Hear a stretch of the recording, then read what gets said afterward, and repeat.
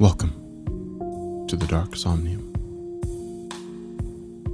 This is the unexplained mystery of the skeleton in a box.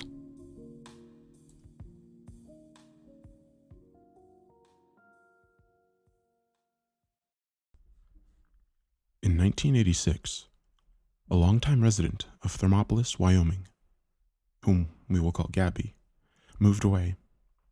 He left some of his belongings in a shed, including an old, locked trunk.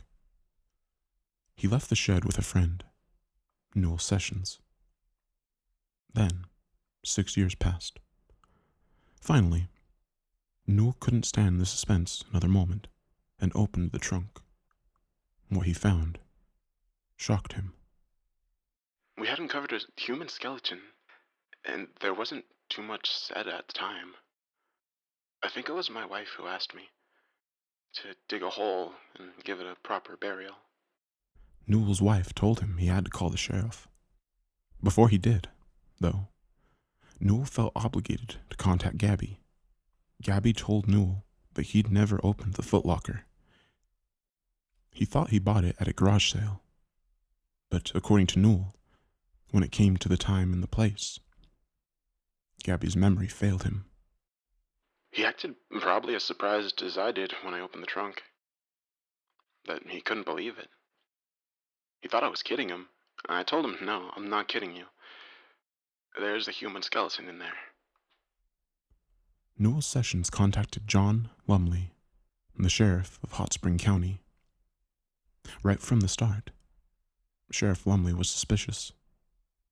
I've talked to a lot of people about this case, and everyone said, almost 99.99% of the time or more, that they would have opened it immediately upon purchasing it.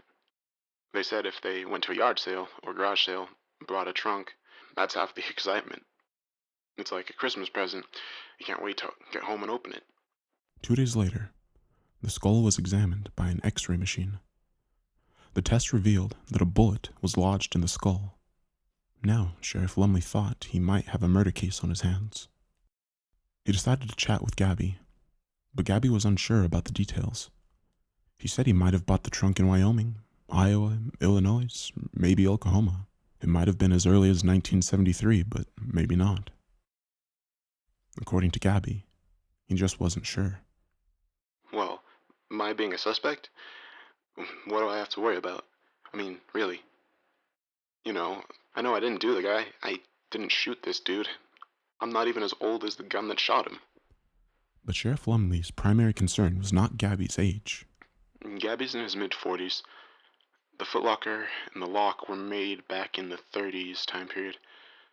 I don't believe that Gabby was the person that caused the death of this person, but my thoughts have been that he has knowledge of who the person in the trunk is or where they came from. On March 31st, 1992, Sheriff Lumley turned the skeleton over to the Wyoming State Crime Lab in Cheyenne, in hopes that maybe the bones could tell him what Gabby could not. Sandra Mays was the lab technician that examined the skeleton. He was in the 50s to 60s, and probably stood about 5'8", plus or minus an inch and a half. Was a Caucasian male. The bullet was from a .25 caliber weapon that was produced in 1904 and then available in the United States about 1908. In an effort to identify the victim, Sandra Mays created a 3-dimensional facial recognition out of clay. Only the eyes and hair are guesswork.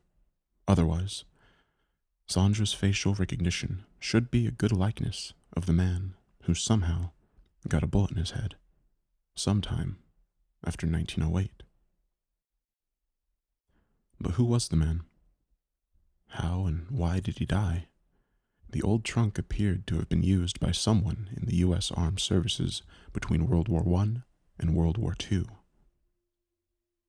Perhaps the trunk, alone, holds the key to unraveling this bizarre mystery.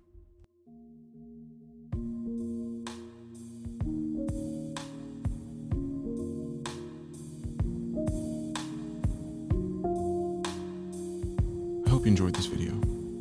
Make sure to like and subscribe, and stay tuned for more unexplained mysteries.